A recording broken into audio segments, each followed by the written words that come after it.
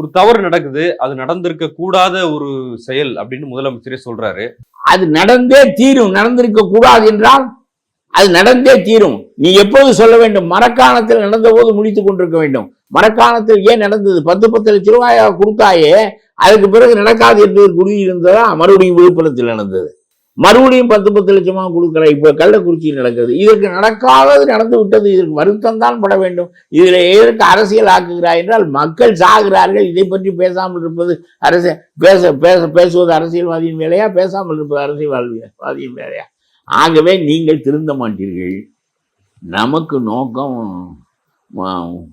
முடிச்சில் இருப்பதை அவுப்பது. அது இந்த பெரிய சாராயத்தை வைத்து தான், சீமை சாராயத்தை வைத்து தான் திமுகவுக்கும் பணம் வரும், அதிமுகவுக்கும் பணம் வரும்.